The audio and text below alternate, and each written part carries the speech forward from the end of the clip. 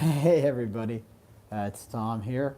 I was going to rotate for the, what they call it, the vista or the panoramic perspective, but it's too late. We started, so it's vertical today. We have heretofore been broadly discussing or going through Gunther Ander's work,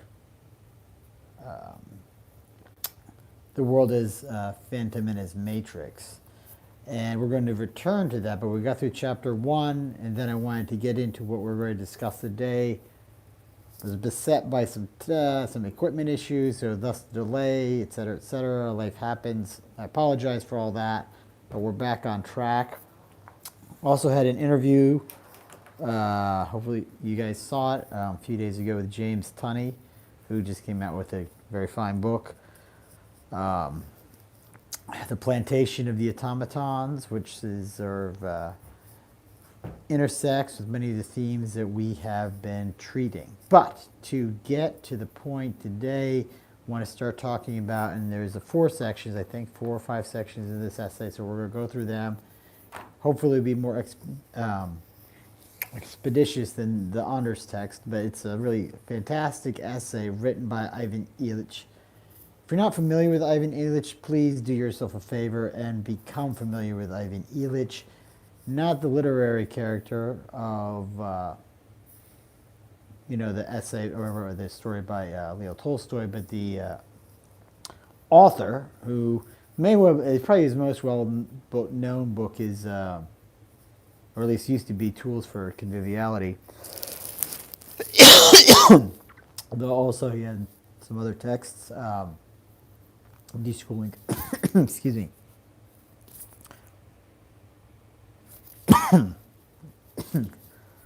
Let me get a drink here.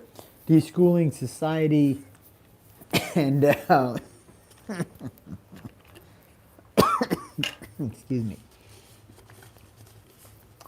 Yeah, hold on. Apologies. Deschooling Society, and after that, Medical Nemesis. Those were all texts he wrote in the 70s, and his work is quite prolific and extends significantly beyond those works. But let's get into the topic of today. I've meandered long enough. The topic of today is derived from his essay, which he wrote in 1994. Really, it's sort of an extended talk, but it's entitled, as you likely will have already noted, Brave New Biocracy, Healthcare from Womb to Tomb. And what is fantastic about this essay is that it crystallizes many themes which evolved over the entire arc of Illich's career, really in a radicalizing fashion. So as startling as some of his conclusions are at the outset of the 70s with Deschooling Society, Tools for Conviviality, Medical Nemesis, as startling as many of his suggestions are in those works, he came to realize that they were all constrained by an undue reliance on, you could call it, the seduction of systemicity. And what you have here is a point of connection, at least ideationally, not necessarily in terms of formal conversation, with some of the notions advanced by figures like Jacques Ellul, who saw the technological as, and indeed Gunther Anders, who saw the technological as representing a fundamental complex, a fundamental issue for civilization. Illich is drawing up, or taking a similar tact in sort of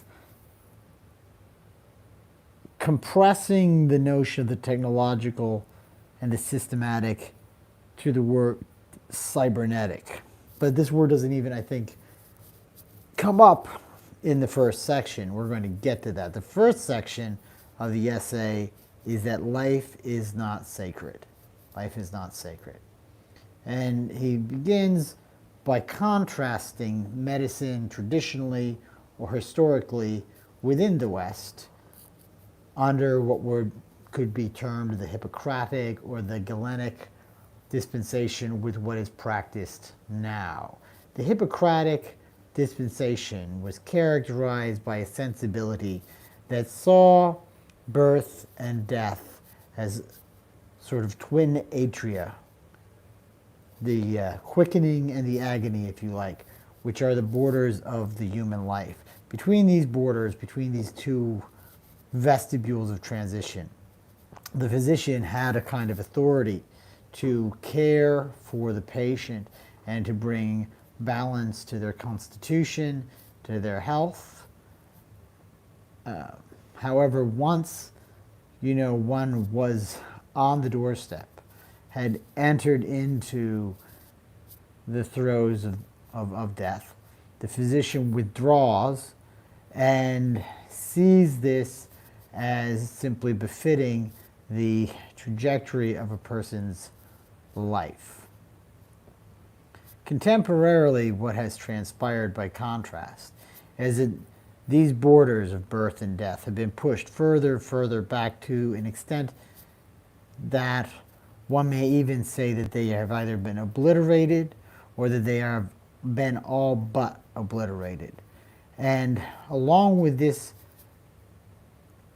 obliteration, or at least the dramatic attenuation of these boundaries of death, of these definitions of our existence as fundamentally mortal, you have had a shift in the understanding of how medicine is to be practiced. Whereas historically there is the concern for the person as a patient, contemporarily Illich proffers that now what you have is a life to be managed, and life itself conceived of as a resource of which the person as a person is almost an accident. It is more like that they are a sort of vessel or holder of life, which is then to be manipulated, managed, and so on and so forth in connection with certain ideas of what constitutes a good society. What Illich is offering here is that life has become a new idol, I-D-O-L. I guess you could say it's an ideal, but it's also an idol. An idol which paradoxically grows up out of a commitment to the world as finite or scarce, which he connects to certain philosophical occurrences in modernity. And he couches it with reference to a sort of theological shift. In the medieval context, up to, I don't know, whatever, I think he wants to locate the 12th to 13th century. The 13th century is like the crux point. There's a notion that the world itself, and certainly we, are radically contingent, and that we should be grateful to the divine for the fact of our existence, not just in terms of an initial point of creation, but that it is sustained in an ongoing manner. However, as the world sort of went along its intellectual trajectory, this ultimately becomes rejected along with a rough secularism. And this issue of contingency falls to the background. And along with the faith in the idea that the universe is fundamentally a bountiful, providing context. Under this secular dispensation, with the rejection of a concept of the sacred or the divine, you have as foregrounded a certain finitude, thus the scarcity, and thus a reconceptualization of what is life. Under the former case, what you have is that life is that which represents the bounty or the provision of the divine to the person who is the recipient of that grace. Now, I realize my language here is very theological, and that is because I am echoing Illich. I would for those of you who have a kind of resistance to that language, note that it does not de facto commit you to a specifically Christian orientation. It can be invoked in a manner sufficiently broad as to not entail that kind of commitment. And so I would beg you exhibit sensitivity in that connection to the tapestry that Illich is sort of drawing here. Because I think it's useful. I think it's useful, especially in regard to what he then designates as this effect of this shift in perspective on the notion of the person. The person as a kind of sacred locus or a ground from which ethical discernment can then be affected is, on the one hand, a relatively Western notion that we inherit from the historical circumstance of Judeo-Christianity or the Abrahamic faith. That, let us be quite clear, is not to say that it is exclusively found within those corridors, but within those corridors we find it given a certain treatment that has a sort of idiosyncrasy to it, and which helps elucidate the significance of the person for arbitrating questions or issues that are of an ethical or aesthetic valence. The person inherits a divine perspective from this historical advantage because they are the recipient of grace and thus can be seen as sanctified as such a recipient. Absent the role of something like a divine or sacred or transcendent ground, the person then becomes something of a historical accident in a universe that is conceived of as fundamentally short, probably sort of put on display most grossly by Thomas Hobbes, his famous little adage there, life is nasty, brutish, and short. I have to sort of part ways there with Mr. Hobbes in that kind of harsh rendering. But it is, in a way,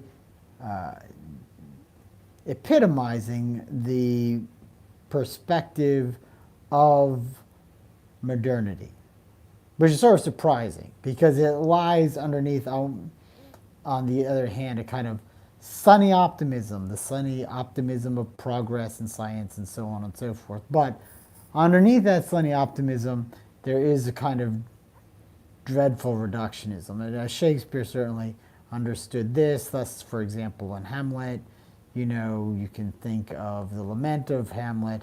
Look you this sky, this brave o'erhanging firmament.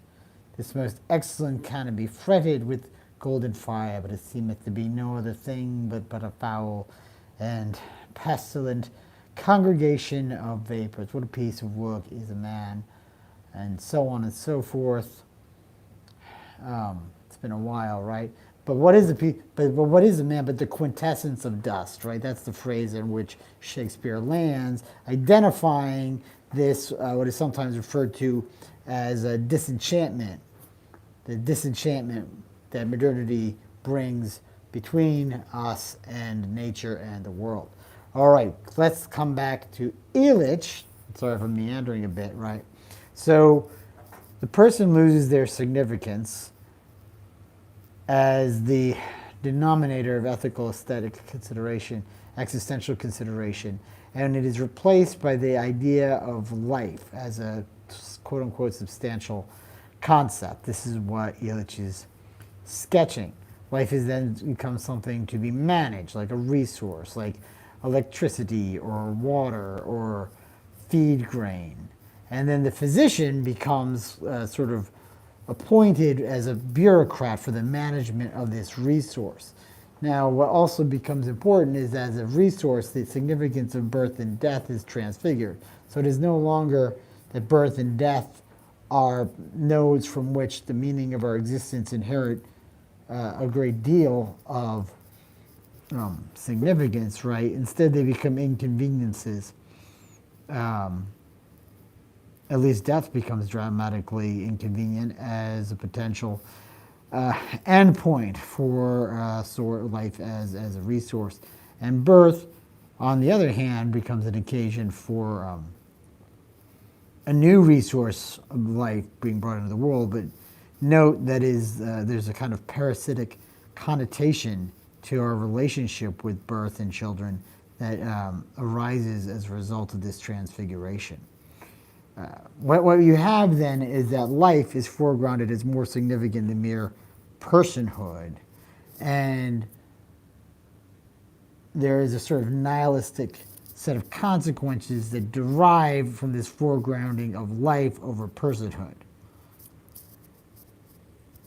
And this foregrounding of life as a resource to be managed becomes a pretext upon which you then have a remarkable expansion of strategies of control, dominance, oppression, and so forth. And the sprawling tendencies of our contemporary society toward the institutional and the bureaucratic and the framed. So this is what is sketched in the initial overture of Illich's piece.